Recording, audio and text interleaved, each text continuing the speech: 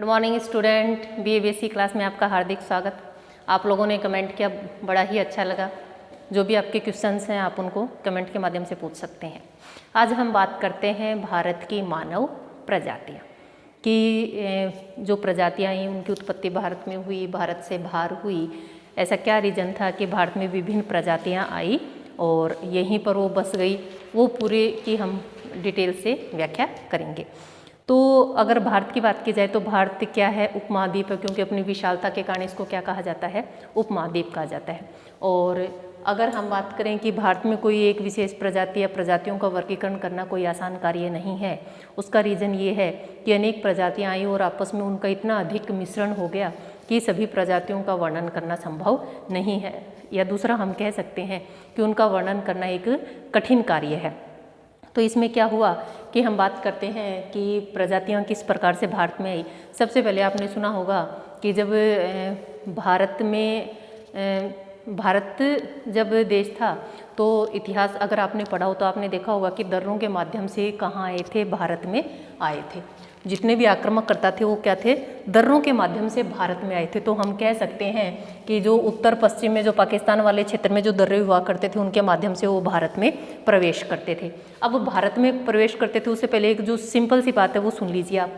जहाँ से सबसे पहले आई, जो पहले प्रजाति आई वो उत्तर भारत में बस गई, लेकिन जैसे ही दूसरी प्रजाति उन दर्रों से आई, उस दूसरी प्रजाति ने क्या किया, पहली प्रजाति को खदेड़ दिया। अब पहली प्रजाति को खदेड़ दिया तो वो कहाँ मिलेगी, किनारे वाले भागों पर या दक्षिण की तरफ, सही है, या तो किनारे वाले भागों में, हिमालय की तलहटी वाले भागों में, या दुर्गम वनों में, जंगलों में, या हम कह सकते हैं पहाड़ी क्षेत्रों में, या हम कह सकते हैं कि वो किधर खिसक गए, दक्षिण की ओर खिसक गए। क्योंकि जैसे जैसे नवीन प्रजातियां आती गई वो उत्तरी पश्चिमी भारत में मिली, और जबकि जितनी प्राचीन प्रजातियां थी वो हमें कहाँ मिली, दक्षिण भारत की तरफ मिली। हम कह सकते हैं कि अंडमान निकोबार द्वीप समूह तक उनका विस्तार पाया जाता है। हम सभी जानते हैं कि भारत की जो स्थिति है, उत्तर में हिमालय है, उत्तर पूर्व में म्यांमार, जिसकी हम बात करें अरुणाचल प्रदेश, मिजोरम, मणिपुर, ये वाला क्षेत्र भी किस प्रकार का है, पहाड़ी क्षेत्र है, हिमालय पर्वत का यहाँ विस्तार पाया जाता है।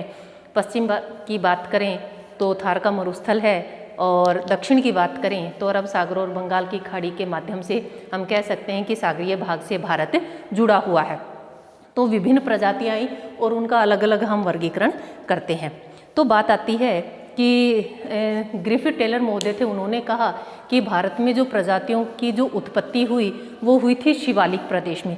शिवालिक आप सभी जानते हो, जो हिमालय है हमारा, उसका सबसे नीचे वाला पार्ट।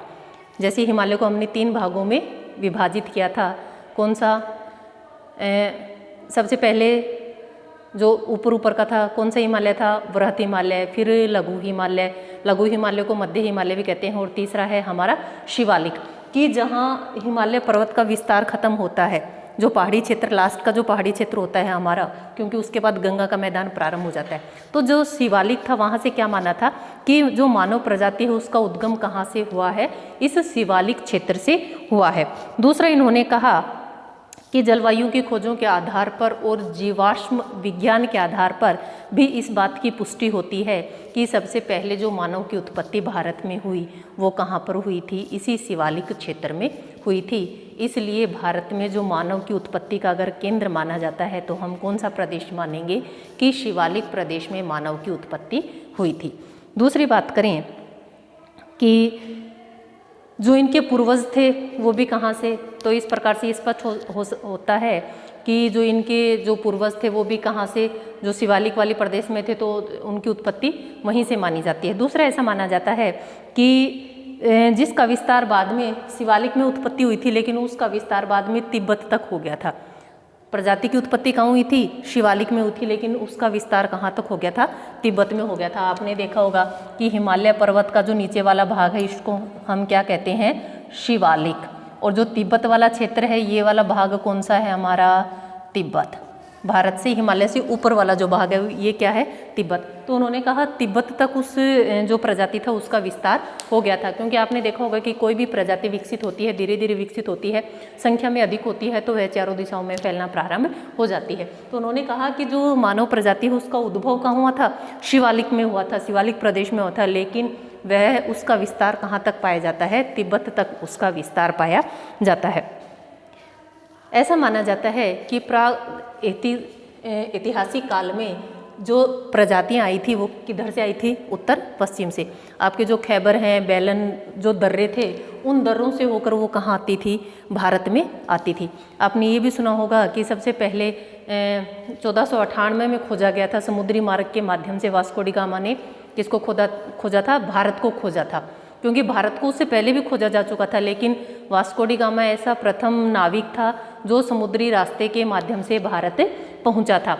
तो उससे पहले जितने भी आक्रमणकर्ता आते थे वो कहाँ से आते थे, उत्तर पश्चिम से आते थे। और पहले तो भारत क्या था, पूरा एक ही भाग हुआ करता था, पाकिस्तान अलग नहीं था, बांग्लादेश अलग नहीं था, क्या था, प्राग ऐतिहासिक काल में भारत क्या था, पूरा विशाल भारत था।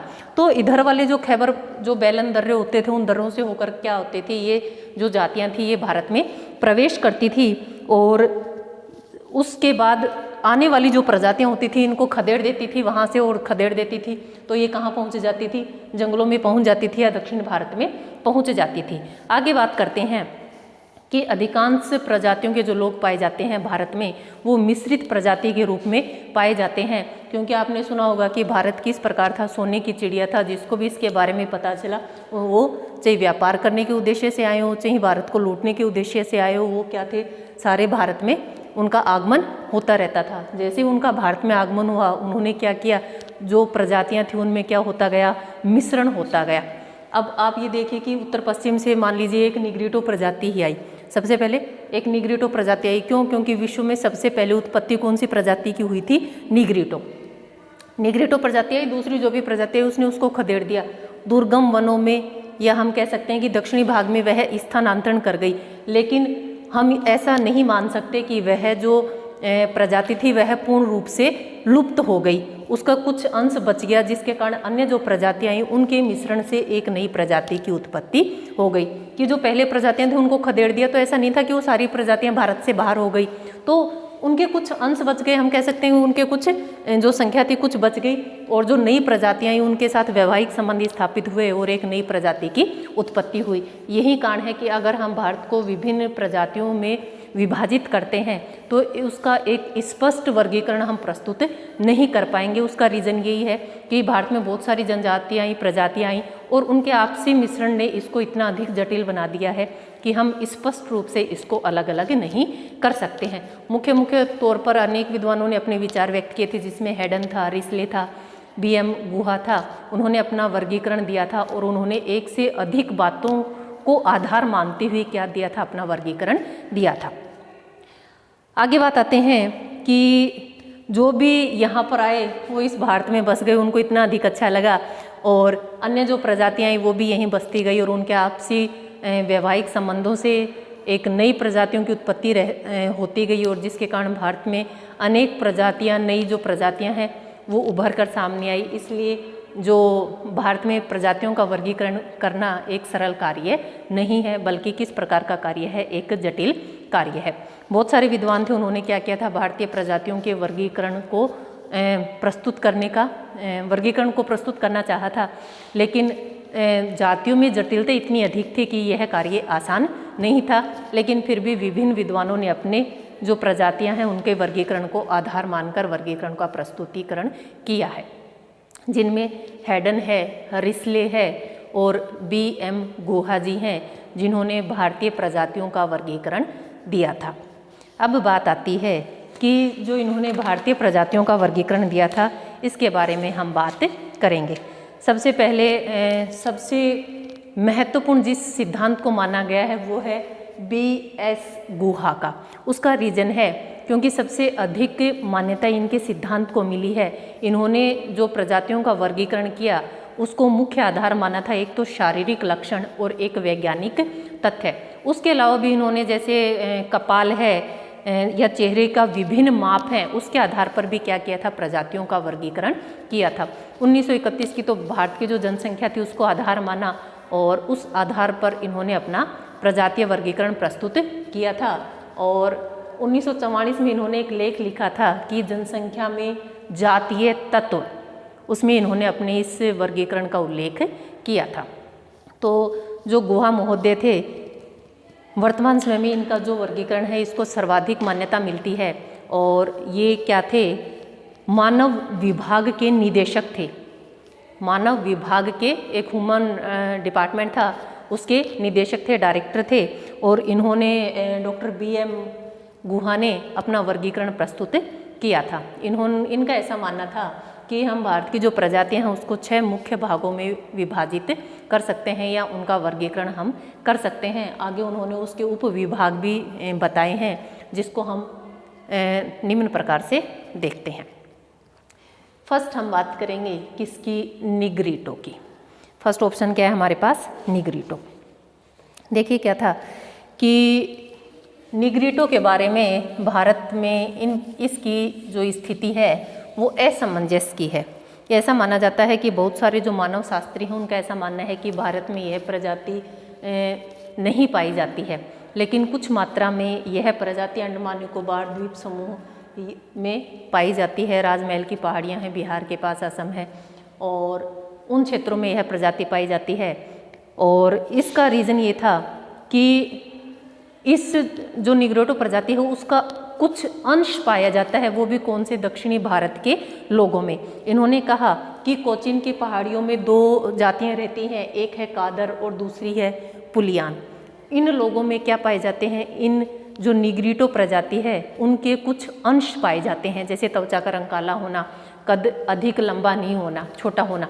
तो ये जो गुण पाए जाते हैं, देखिए किसी भी प्रजाति के गुण पूर्ण रूप से नहीं मिलते हैं, उनके सिर्फ कुछ अंश मिलते हैं। तो इन्होंने कहा जो निग्रिटो है, तो ऐसा माना जाता है कि भारत में सबसे पहले यही प्रजाति आई थी, लेकिन भारत में इस प्रजाति का जो हम कह सकते हैं कि हमें लक्षण नहीं मिलते हैं, कुछ अंश मिलते हैं, जिनके आधार पर हम कह सकते हैं कि ये जो जातियां हैं ये इस प्रजाति का प्रतिनिधित्व करती है। तो कादर और जो पुलियान हैं, इन जो जातियां हैं इनमें कुछ लक्षण निग्रिटो प्रजाति के पाए जाते हैं। और ये है कहाँ की, कोचीन की पहाड़ियों में पाई जाती है यह कादर और पुलियान। तो इसमें कुछ जो अंश हैं वो किसके पाए जाते हैं, निग्रिटो प्रजाति के पाए जाते हैं। और ऐसा माना जाता है कि इस प्रजाति के लोग भारत में अंडमान निकोबार द्वीप समूह में काफ़ी संख्या में रहते थे, लेकिन वर्तमान समय में धीरे धीरे क्या होता जा रहा है, उनकी इस संख्या में अत्यधिक कमी आती जा रही है। हम कह सकते हैं कि वर्तमान समय में कि उनका जो वर्चस्व है लुप्त होने की स्थिति में पाया जाता है। नेक्स्ट हम बात करते हैं कि हटन महोदय थे, निग्रिटो प्रजाति के बारे में उन्होंने कहा था कि प्राचीन भारत के सबसे पूर्व जो निवासी थे वो निग्रिटो ही थे। और दूसरा रीज़न इन्होंने कहा था कि बाद में इस प्रजाति का ह्रास होता चला गया, लेकिन वर्तमान समय में सिर्फ अंडमान निकोबार द्वीप समूह में कुछ संख्या में यह प्रजाति पाई जाती है। एक समय ऐसा था, उस समय यह प्रजाति अंडमान निकोबार द्वीप समूह में भारी मात्रा में पाई जाती थी, लेकिन वर्तमान समय में धीरे धीरे यह प्रजाति लुप्त होने के कगार पर स्थित है। आगे बात करें कि जो आगमन हुआ था निग्रिटो प्रजाति का उस समय भारत में, उस समय यह कैसी थी, अविकसित थी। अविकसित थी, सभ्य नहीं थी। सभ्य नहीं थी तो कहाँ रहती थी, गुफाओं में। भाई अविकसित थी, सभ्यता का विकास नहीं हुआ था, तो असभ्य थी तो कहाँ रहती थी, गुफाओं में रहती थी, गुफा बनाकर रहते थे। और ऐसा माना जाता है कि भारत में वट वृक्ष की पूजा और ये गुफा वाला जो प्रचलन है ये कौन सी प्रजाति के माध्यम से भारत में आया था, इसी निग्रिटो प्रजाति ने भारत में इसको बढ़ावा दिया था। या हम कहें कि आज भी जो हम वट वृक्ष की पूजा करते हैं वो आज हमें जो देन है वो किसकी है, इसी निग्रिटो प्रजाति की देन है। या गुफाओं में रहना वो भी किसकी देन है, इस निग्रिटो प्रजाति की ही देन है, क्योंकि उस समय यह सभ्यता विकसित न होने के कारण किस में रहती थी, गुफाओं में रहती थी, वट वृक्ष की पूजा करती थी। तो वर्तमान जो भारतीय समाज को जो वट वृक्ष की पूजा और गुफाओं में रहने वाली जो देन है इसी निग्रिटो प्रजाति की है। राजमहल की पहाड़ियाँ हैं, असम है, उस क्षेत्र में भी कुछ मात्रा में यह प्रजाति पाई जाती है। या कह सकते हैं कि इस प्रजाति के लक्षण वहाँ के कुछ जातियों में पाए जाते हैं। जो निग्रिटो होते हैं कैसे होते हैं, कद अधिक लंबा नहीं होता, 150 सेंटीमीटर के आसपास रहता है, रंग काला इनका पाया जाता है। आगे बात करें कि बाल लहरदार होते हैं, घुंघराले होते हैं, होठ मोटे होते हैं, चेहरा छोटा होता है, ललाट आगे की तरफ निकला होता है, ललाट बोलते हैं माथे को, तो जो ललाट होता है वो आगे की तरफ उभरा हुआ होता है। तो ये सारे जो शारीरिक लक्षण हैं ये किस में पाए जाते हैं? निग्रिटो प्रजाति में पाए जाते हैं। मुख्य मुख्य 4 बातें हैं, रटने वाली कोई चीज़ नहीं है, इसलिए समझने का प्रयास करना। सबसे पहले कौन सी प्रजाति आई? निग्रिटो। किधर से आई? उत्तर पश्चिम से। और कैसा माना जाता है? अविकसित थी, असभ्य थी, इसलिए कहाँ रहती थी? गुफाओं में रहती थी। जो उत्तर पश्चिम से आई दूसरी जो प्रजाति है उन्होंने क्या कर दिया? इसको आगे धकेल दिया। आगे धकेल दिया तो कहाँ चली गई है? आगे जाएगी तो कहाँ जाएगी? या तो दक्षिण में आ गई, दक्षिण में आ गई। दक्षिण में हमने कहाँ बताई इसको? अंडमान निकोबार में। या दूसरा हमने क्या बताया इसको? कहाँ गई? राजमहल की पहाड़ियों में, असम में, कह सकते हैं कि हिमालय वाले क्षेत्र में, गुफाओं वाले क्षेत्र में। या जो कौन सी पहाड़ी बताई थी मैंने? कोचीन, उसके कादर और जो पुलियान है, इन लोगों में यह लक्षण पाए जाते हैं। शारीरिक लक्षणों का पता ही है, कद कैसा होता है? छोटा होता है। रंग कैसा होता है? काला होता है। बाल घुंघराले, ललाट आगे की ओर निकला हुआ, होठ मोटे। तो ये सारे लक्षण इनमें पाए जाते हैं। और दूसरा अंडमान निकोबार के बारे में बता सकते हो कि उस समय इसमें जो निग्रिटो प्रजाति थी उसकी संख्या अत्यधिक पाई जाती थी, लेकिन वर्तमान समय में धीरे धीरे क्या होता जा रहा है? उनकी संख्या कम होती जा रही है और अभी लुप्त होने की स्थिति में उनकी स्थिति है। नेक्स्ट हम बात करेंगे कौन सी? आध ऑस्ट्रेलाइड। ठीक है, आध और ऑस्ट्रेलाइड। आध का मतलब होता है पुराना। देखिए वर्तमान समय में भारत की जो विभिन्न जनजातियां हैं वो किससे संबंधित हैं? आध ऑस्ट्रेलाइड से संबंधित हैं। और भारत में कह सकते हैं कि हम सर्वाधिक संख्या में इसी प्रजाति के लोग पाए जाते हैं। सही है। अधिकांश जो जाति है वो कौन से भाग में रहती है? प्रायद्वीपीय भाग में रहती है। प्रायद्वीपीय भाग देखिए, उत्तर का गंगा हिमालय पर्वत, उत्तर का गंगा मैदान, और गंगा मैदान के पास में जो बीच वाला भाग है, इधर तटीय क्षेत्रों को छोड़ दीजिए, और बीच वाला जो भाग है उसको हम कौन सा क्षेत्र बोलते हैं? प्रायद्वीपीय। देखिए भारत की स्थिति यही है। सही है। ये वाला पोर्शन छोड़ दीजिए, बिल्कुल पास वाला जो बीच वाला क्षेत्र है इसको हम क्या बोलते हैं? प्रायद्वीपीय भारत। सही है। तो इस वाले क्षेत्र में क्या पाई जाती है? यह जनसंख्या आज जो ऑस्ट्रेलाइड हैं ये पाए जाते हैं। और आपने देखा होगा कि जो मुंडा, कोल, गोड, संथाल, मल्लायन, चेंचू, ये इसी क्षेत्र की क्या हैं? जातियां हैं। हम कह सकते हैं कि दक्षिणी भारत में इस प्रजाति का सर्वाधिक, या कह सकते हैं कि दक्षिण भारत इस प्रजाति का सर्वाधिक प्रतिनिधित्व करता है। या यह जो ऑस्ट्रेलाइड प्रजाति है दक्षिण भारत के प्रायद्वीपीय पठार या प्रायद्वीपीय क्षेत्र पर पाई जाती है। भारत के दक्षिणी भाग में निवास करने वाले, अब ये जितनी भी जातियां हैं इन सब का नाम लिख सकते हैं आप। मलायन है, चेंचू है, मुंडा, गोंड, कोल, संथाल, भील, ये जो प्रजातियां हैं ये किसके भाग हैं? किसका प्रतिनिधित्व करते हैं? आध ऑस्ट्रेलाइड जो प्रजाति है उसका प्रतिनिधित्व करते हैं। आगे बात करें, अधिकतर अनुसूचित जातियां किससे संबंधित हैं? ऑस्ट्रेलाइड से संबंधित हैं। और इन प्रजातियों के जो शारीरिक लक्षण पाए जाते हैं किस प्रकार के पाए जाते हैं? रंग होता है काला, बाल होते हैं लहरदार, घुंघराले, नाक चौड़ी ऊपर से उभरी हुई, होठ मोटे और छोटा कद, ये सारे लक्षण इनमें पाए जाते हैं। चेहरा बाहर की ओर निकला हुआ, कद छोटा, सिर लंबा, ये सारे शारीरिक लक्षण किस में पाए जाते हैं? आध ऑस्ट्रेलाइड जो जाति है इसमें पाए जाते हैं। नेक्स्ट हम बात करेंगे कौन सी की? मंगोलाइड प्रजाति की। देखिए मंगोलाइड, मंगोलिया जो मरुस्थल है कहाँ स्थित है? एशिया में। ये इसलिए ताकि आपके जीके भी साथ साथ इम्प्रूव रहे। देखिए ऐसा माना जाता है कि यह जो प्रजाति है इसकी जो उत्पत्ति हुई वो इरावदी नदी बेसिन, चीन, तिब्बत और मंगोलिया में हुई थी। मंगोलिया का मरुस्थल भी है, मंगोलिया देश का नाम भी है। ठीक है। और जो मंगोलाइड प्रजाति है इसकी उत्पत्ति कहाँ हुई थी? इरावदी नदी, चीन, तिब्बत, मंगोलिया, इन क्षेत्रों में क्या हुई थी? इसकी उत्पत्ति हुई थी। लेकिन वर्तमान समय में भारत के नेपाल, असम और कश्मीर राज्यों में यह पाई जाती है। हम कह सकते हैं कि भारत के जो हिमालय वाले क्षेत्र हैं या इरावदी नदी, चीन, तिब्बत, मंगोलिया से जो लगते क्षेत्र हैं वहाँ पर यह प्रजाति पाई जाती है। नहीं है रटने की बात? भाई जहाँ इसकी उत्पत्ति है उसके पास वाले क्षेत्र में ये क्या है, यह प्रजाति वर्तमान समय में भारत में पाई जाती है। नेपाल की बात कर सकते हैं, नेपाल के पास जो भारत वाला क्षेत्र लगता है, असम की बात कर सकते हैं, कश्मीर की बात कर सकते हैं। तो हम कह सकते हैं कि हिमालय वाले क्षेत्र में क्या पाई जाती है, यह जनसंख्या यह प्रजाति पाई जाती है। इस प्रजाति को आगे हमने दो भागों में डिवाइड किया है, एक है पूर्व मंगोलाइड, पूर्व मतलब पहले के, और दूसरा है तिब्बती, तिब्बत वाले। सही है। पूर्व मंगोलाइड, देखिए पूर्व का मतलब होता है वही मंगोलाइड लेकिन जिनका उद्भव पहले हुआ था, पूर्व मंगोलाइड। पूर्व मंगोलाइड में हमने इसको दो भागों में बांटा है, एक है लंबे सिर वाले और दूसरे हैं चौड़े सिर वाले। ठीक है।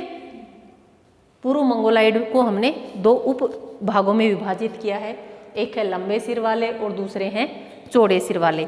तो हम इसके शारीरिक लक्षणों में कह सकते हैं क्या, लंबा सिर पाया जाता है, सिर लंबा होगा तो चेहरा भी कैसा होगा, लंबा होगा। सही है।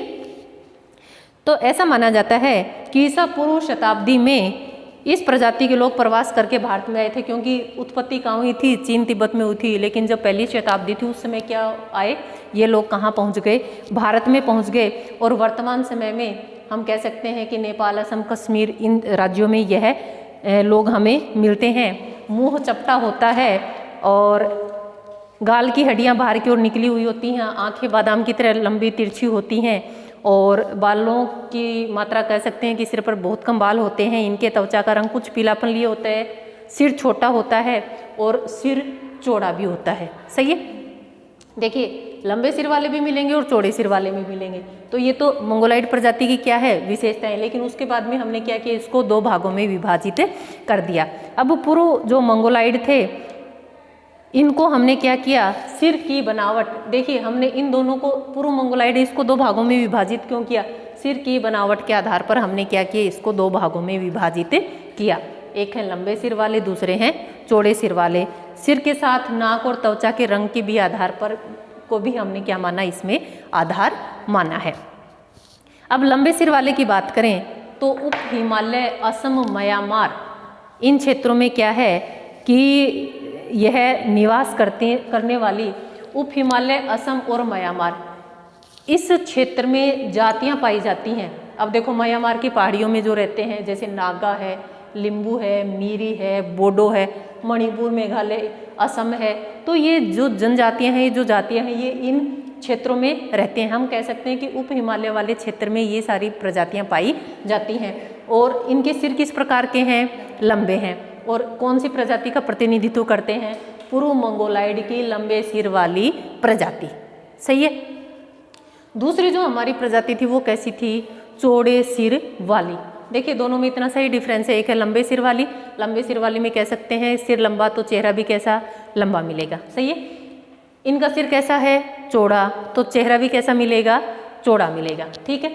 बांग्लादेश में चटगांव है, उसके पास पहाड़ियाँ हैं, उस पहाड़ियों में एक चकमा और एक मगहू, ये जातियाँ पाई जाती हैं। ये किसका प्रतिनिधित्व करती हैं, पूर्व मंगोलाइड के चौड़े सिर वाली प्रजाति का। एक है लेपचा। सही है। ये देखिए जनजातियाँ, जातियाँ ये सारी वहीं पाई जाती हैं और ये किसका प्रतिनिधित्व करती हैं, पूर्व मंगोलाइड के चौड़े सिर वाली जातियों का। अब रीजन देखिए, देखो ये बांग्लादेश के बारे में बता रहे हैं कि बांग्लादेश का जो चटगांव उसकी पहाड़ियों के पास पाया जाता है। मैंने क्या कहा था, भारत और बांग्लादेश उस समय क्या थे, ये सारे एक ही थे। 1931 की बात कर रहे हैं हम, तो उस समय पाकिस्तान अलग नहीं था, बांग्लादेश अलग नहीं था, जो पूरा भारत है एक विशाल भारत की हम बात कर रहे हैं। ठीक है। आप कहो कि बांग्लादेश के बारे में क्यों पढ़ेंगे, तो हम बांग्लादेश के बारे में इसलिए पढ़ेंगे क्योंकि 1947 में भारत आज़ाद हुआ था और बांग्लादेश उसके बाद में आज़ाद हुआ था। तो नेक्स्ट बात करी, इन लोगों के बारे में बताया। अब सिर छोटा पाया जाता है इनका, लेकिन चौड़ा पाया जाता है। चेहरा क्या होता है, वह भी क्या पाया जाता है, इनका चौड़ा पाया जाता है। नेक्स्ट हम बात करेंगे, मंगोलाइड में एक प्रजाति थी पूर्व मंगोलाइड और दूसरी है तिब्बती। अब तिब्बती है तो कहाँ से भारत में आए, तिब्बत में। अब तिब्बत के साथ कौन सी लगती है हमारी, सिक्किम, भूटान और हिमालय के पश्चिमी क्षेत्र। वर्तमान समय में यह प्रजाति कहाँ पाई जाती है, तिब्बती। तिब्बत से आए थे, लेकिन सिक्किम, भूटान और हिमाचल या हिमालय के जो पश्चिमी क्षेत्र है वहाँ पर यह प्रजाति पाई जाती है। अब इसके बारे में हम, जैसे तिब्बत के लोगों की जो शारीरिक बनावट है उसको हम यहाँ एज इट लिख सकते हैं। क्या लिखेंगे, जो तिब्बती लोग होते हैं, कद लंबा, सिर चौड़ा, त्वचा का रंग हल्का पीलापन लिए हुए, इन लोगों की शारीरिक विशेषताएं पाई जाती हैं। नेक्स्ट हम किसकी बात करेंगे? भूमध्य सागरीय। सही है, भूमध्य सागरीय। देखिए यह जो प्रजाति थी, हम यूरोपीय बोल सकते हैं, काकेसाइड बोल सकते हैं, उसी की एक शाखा है। कह सकते हैं कि इन प्रजातियों के गुण किस में पाए जाते हैं? भूमध्य सागरीय। बात करते हैं, यह जो भूमध्य सागरीय प्रजाति पाई जाती है, यूपी, वेस्ट बंगाल, महाराष्ट्र, पंजाब, मालाबार तट पता है कौन सा? इस वाले क्षेत्र को बोलते हैं। देखो ये वाला कोंकण, ये मालाबार और ये कोरोमंडल, तो ये कौन सा है? मालाबार।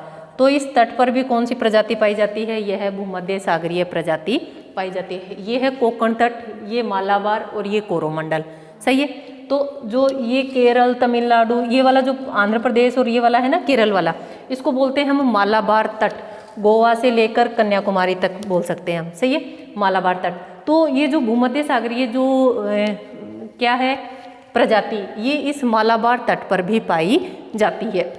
आगे बात करें कि त्वचा का रंग हल्का भूरा होता है, लंबा सिर होता है। ये जितने भी भूमध्य सागरीय वाले हैं उन सब की विशेषताएं हैं। सिर कैसा होता है? लंबा होता है, सिर के बाल लहरदार होते हैं, पतली और चौड़ी पतली नाक होती है, और ये सारी त्वचा का रंग हल्का भूरा पाया जाता है। अब इस भूमध्य सागरीय को भी हम कितने पार्ट्स में बांटेंगे? 3 भागों में। प्राचीन वो होती है जिसमें प्राचीन गुण पाए जाते हैं। आगे वाली जो अन्य जो प्रजातियां उनके संपर्क में आती हैं और वो क्या हो जाती हैं, उनके जो कहते हैं कि जो शारीरिक लक्षण उनमें परिवर्तन आ जाता है। तो सबसे पहले प्राचीन भूमध्य सागरीय की बात करेंगे। ठीक है, प्राचीन भूमध्य सागरीय, जैसे नाम से ही पता चलता है कि प्राचीन यूरोप क्षेत्र से आई थी। ये जितनी भी प्रजातियां हैं ये यूरोपीय और काकेसाइड, इसका मतलब यूरोप क्षेत्र से आई। यूरोप के जो आल्प्स पर्वत है उसके पास ये जाती रहती थी, वहाँ इसकी उत्पत्ति हुई, और जो अपने बैलन और दर्रे थे उनके माध्यम से ये कहाँ आई थी? भारत में आई थी। भारत में आई है। और उसके अगर हम बात करें कि सर्वप्रथम नवपाषाण युग में क्या हुआ था, यह भारत में आई थी। देखिए इतिहास को भी अलग अलग भागों में, प्राग ऐतिहासिक काल, मध्य ऐतिहासिक काल और लास्ट में नवपाषाण काल, अलग अलग काल बने हैं। जो नवीनतम काल था यह भी ईसा पूर्व से पहले की बात है। तो उस समय यह प्रजाति कहाँ आ गई थी? भारत में आ गई थी। और सर्वप्रथम ये उत्तरी भारत में आए थे, धीरे धीरे दक्षिण में पलायन कर गए। देखो मैंने आपको बताया था कि कोई भी प्रजाति सबसे पहले किधर आई थी? उत्तरी भाग में आई, लेकिन धीरे धीरे किधर पलायन कर गए? दक्षिण में पलायन कर गए, क्योंकि पीछे से और जो जातियाँ आई उन्होंने इनको आगे धकेल दिया। तो जो नवीनतम प्रजातियां हैं वो तो आपको यहाँ मिलेंगी, लेकिन जो प्राचीनतम प्रजातियां हैं वो आपको दक्षिण भारत में मिलेंगी। तो अब यह कहाँ मिलेगी आपको? जो दक्षिण भारत का जो तमिल ब्राह्मण है, नायर ब्राह्मण है, तेलुगु ब्राह्मण है, ये किस जो प्रजाति का प्रतिनिधित्व करते हैं? प्राचीन भूमध्य सागरीय प्रजाति का प्रतिनिधित्व करते हैं। क्लियर? आगे बात करते हैं, मिट्टी के बर्तन बनाना, जन्म संस्कार विधि, मातृमूलक परिवार और समाज में स्त्री की अच्छी दशा, इन्हीं प्राचीन भूमध्य सागरियों जो सागरीय प्रजाति थी इसी की देन है। आपने देखा होगा कि साउथ जो हमारा दक्षिणी भारत है उसमें मातृ सत्तात्मक परिवार चलते हैं। हमारे उत्तर भारत में पितृ सत्तात्मक का अर्थ होता है पिता के वंश के आधार पर आगे आने वाली पीढ़ी। मुख्य कौन है? पिता है। लेकिन जो मातृ सत्तात्मक होती है उसमें मुख्य कौन होती है? माता। तो समाज में नारी का एक विशिष्ट स्थान, ये सारे जो ब्राह्मण जितने भी ये दक्षिण है वहाँ पर मातृ सत्तात्मक परिवार पाए जाते हैं। तो इसी का देखो इन चीज़ों का हमें इससे भी पता चलता है। दक्षिण भारत साउथ वाली फिल्में देखते हो क्या? नहीं देखते तो देखा करो, उसमें एक माता आती है, माँ आती है, तो जो घर परिवार वाले होते हैं सारे उसी के कहे में होते हैं। तो कुछ चीज़ें थोड़ा सा गौर किया करो, वहाँ किस प्रकार के परिवार चलते हैं? मातृ सत्तात्मक परिवार चलते हैं। और आप बिहार वाली देखोगे, हरियाणा वाली या राजस्थान वाली इन स्टोरी में देखोगे तो वहाँ थोड़ा सा डिफरेंस मिलता है आपको। सही है? पिता के आधार पर क्या बोलेंगे? पितृवंशीय, और माता के आधार पर मातृवंशीय। तो जो मिट्टी के बर्तन बनाने की जो कला आई, जन्म संस्कार की जो कला आई और मातृमूलक परिवार की जो कला आई, वो कहाँ से आई थी? प्राचीन भूमध्य सागरीय प्रजाति से आई थी। दूसरा, इसके बारे में एक और बताते हैं कि ये सारी प्रथाएं इन्हीं लोगों की भारत में देन है। स्त्री को ऊंचा स्थान, आप सभी जानते हैं कि हमारे भारतीय समाज में स्त्री को देवी का रूप माना जाता है, देवी का दर्जा दिया जाता है, और ये भी माना जाता है कि जिस घर में महिलाएं खुश रहती हैं वह परिवार तरक्की भी, उन्नति उतना ही अधिक विकास करता है।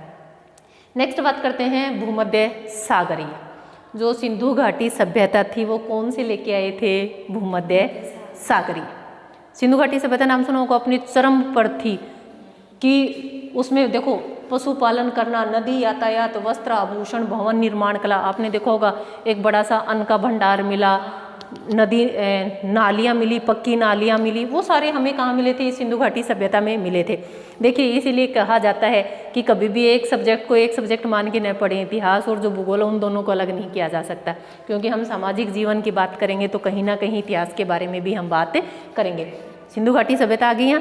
तो जो भूमध्य सागरीय थे क्या थे? जो बहुत से जो मानव शास्त्री था उनका ऐसी मान्यता थी कि भारत की जो सिंधु घाटी सभ्यता का विकास हुआ था वो किस प्रजाति ने किया था? इसी भूमध्य सागरीय प्रजाति ने किया था। और यह जो कोचीन के नंबूदरी ब्राह्मण हैं वो इस भूमध्य सागरीय जनसंख्या का प्रतिनिधित्व करते हैं। पशुओं को पालतू बनाना, नदी को यातायात के रूप में प्रयोग करना, वस्त्रों और आभूषणों का प्रयोग करना, वो बनाना, और भवन निर्माण कला, ये किससे, कौन सी सभ्यता ने विकसित किए थे? सिंधु घाटी सभ्यता में विकसित थे। और देखिए एक चीज़ और बताती हूँ, आपको रटने की आवश्यकता नहीं है। सिंधु घाटी सभ्यता अगर आपको पता है तो इसमें आप जितने चाहो उतनी डिटेल में आप इसको लिख सकते हैं कि सिंधु घाटी सभ्यता की जो जो विशेषताएं थी वो सभी विशेषताएं इन भूमध्य सागरीय प्रजाति में पाई जाती हैं। ठीक है, और ज्योग्राफी में तो वैसे भी आपको रटना नहीं है, समझने वाली बात है। आगे बात करें कि अब यह प्रजाति पाई कहाँ जाती है? भाई कहाँ पाई जाती है? हम कह सकते हैं कि उत्तर भारत में पंजाब, जम्मू कश्मीर, राजस्थान, उत्तर प्रदेश और महाराष्ट्र, मध्य प्रदेश, पश्चिम बंगाल, इन सभी में यह प्रजाति पाई जाती है। अब आपको पता है कि राजस्थान का जो व्यक्ति है उसके शारीरिक लक्षण कैसे पाए जाते हैं, उन सभी शारीरिक लक्षणों का वर्णन यहाँ पर कर देना। मैंने जब प्रजाति पढ़ाया था तो आपको बताया था कि जैसे ही मैं भारतीय प्रजातियाँ पढ़ाऊँगी आप अपना अपना मूल्यांकन करेंगे कि हम कौन सी प्रजाति का प्रतिनिधित्व करते हैं। तो आप कौन सी प्रजाति में आ रहे हो? भूमध्य सागरीय। कहाँ से उत्पत्ति हुई थी इसकी? यूरोप के पास आल्प्स पर्वत से। त्वचा का रंग कैसा होता है? काले से जैतूनी हल्का भूरा तक होता है। सिर के बाल लहरदार होते हैं, मध्यम कद होता है, सिर लंबा होता है, नाक चौड़ी होती है, और बस काफ़ी है। और ये क्या करते हैं? कोचीन के जो नंबूदरी जो ब्राह्मण है इस जो प्रजाति का प्रतिनिधित्व करते हैं। एक पूर्वी भूमध्य सागरीय की बात और करेंगे, नेक्स्ट की बात हम कल करेंगे। पूर्वी भूमध्य सागरीय जो प्रजाति है इसकी उत्पत्ति तुर्की में और अरब का जो क्षेत्र है उसमें मानी जाती है। तुर्की एक ऐसा देश है, कहाँ पाया जाता है? तुर्की नहीं है, टर्की है। एशिया और यूरोप दोनों महाद्वीपों का प्रतिनिधित्व करता है, या हम कह सकते हैं कि दोनों देशों की सीमाओं पर स्थित है। यह ऐसा देश है जो एशिया में भी सम्मिलित है और यूरोप में भी सम्मिलित है। जैसे रूस है तो एशिया वाले भाग को हम क्या बोलते हैं? साइबेरिया बोलते हैं। रूस वाले जो यूरोप में शामिल है उसको हम क्या बोलते हैं? रूस बोलते हैं। सही है, लेकिन है वही। अब पूछा जाए कि साइबेरिया क्या है तो रूस का पार्ट, लेकिन जो भाग एशिया में है उसको हम क्या बोलते हैं? साइबेरिया बोलते हैं। जो यूरोप में है उसको हम रूस बोलते हैं। तो जो पूर्वी भूमध्य सागरीय उत्पत्ति कहाँ हुई थी? इनकी उत्पत्ति हुई थी तुर्की और अरब में।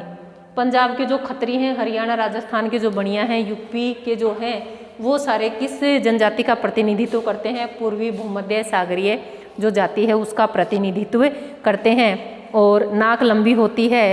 और एक चीज़ और बताती हूँ, इन लोगों को तीर कमान और पत्थरों की मूर्तियाँ बनाना और उनकी पूजा करना इस पूर्वी भूमध्य सागरीय की प्रजाति की देन है।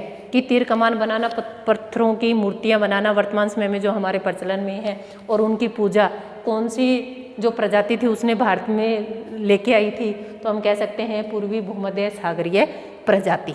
ठीक है, नेक्स्ट पांचवी और छठी की हम बात करेंगे कल। और आज का क्वेश्चन है कि जो BS गुहा महोदय थे उन्होंने 1931 में किसके आधार पर? भारत की जनसंख्या के आधार पर वर्गीकरण दिया था। उसके अलावा उन्होंने कौन से आधार माने थे जिसके आधार पर भारतीय प्रजातियों का वर्गीकरण उन्होंने किया था? ठीक है, और आज के क्वेश्चन सुनिए।